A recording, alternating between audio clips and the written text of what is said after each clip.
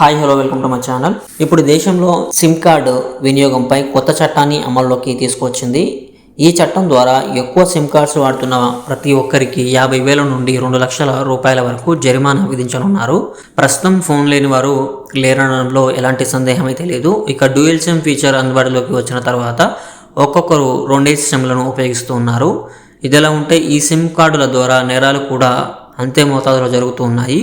మనకు తెలియకుండానే మన పేరుపై కొందరు నేరస్తులు సిమ్ కార్డులు తీసుకుంటున్నారు. ఇలాంటి ఉదంతాలు ఎన్నో వెలుగులోకి వస్తూనే ఉన్నాయి.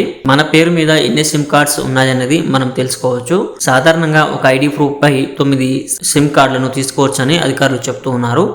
మీ పేరుపై ఎన్ని సిమ్ కార్డులు యాక్టివ్లో ఉన్నాయో తెలుసుకోవడానికి దీనికి సంబంధించిన లింక్ అనేది నేను డిస్క్రిప్షన్లో ఇస్తాను. మీరు అక్కడ నుండి మీ వెబ్సైట్లోకి అయితే వెళ్ళొచ్చు. వెబ్సైట్ అనేది ఈ విధంగా ఉంటుంది. ఇది పూర్తిగా సెంట్రల్ గవర్నమెంట్ ఆధీనంలో ఉంటుంది.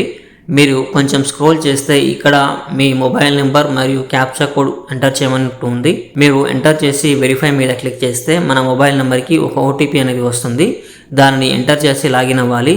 ఎంటర్ చేసి లాగిన్ అయిన తర్వాత స్క్రీన్ పై మీ ఐడి నుంచి యాక్టివ్లో ఉన్న ఫోన్ నెంబర్లు కనిపిస్తాయి.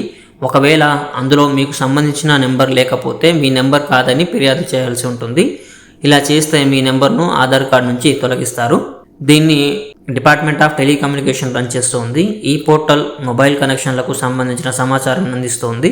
మీ ఆధార్ కార్డు ద్వారా ఎన్ని మొబైల్ నంబర్లు యాక్టివ్లో ఉన్నాయి, ఏ నెంబర్స్ యాక్టివ్లో ఉన్నాయి లాంటి వివరాలు అయితే ఇక్కడ తెలుసుకోవచ్చు. మీకు తెలియకుండా మీ ఐడితో ఎవరైనా సిమ్ను ఉపయోగిస్తుంటే ఈ విధానం ద్వారా అయితే తెలుసుకోవచ్చు. మీ ఐడిపై ఉన్న సిమ్ కార్డు నుంచి ఏదైనా నేరం జరిగితే దానికి మీరే బాధ్యులు కాబట్టి ఈ విషయాన్ని అయితే గుర్తుంచుకోండి. కేంద్రం 2023లో ప్రవేశపెట్టిన టెలికమ్యూనికేషన్ యాక్ట్లోని 39 సెక్షన్లను నిన్నటి నుంచి అమల్లోకి తెచ్చాయి. ఈ కొత్త రూల్స్లో భాగంగా ఒక వ్యక్తి పేరుపై 9కి మించి సిమ్ కార్డులు ఉండొద్దు.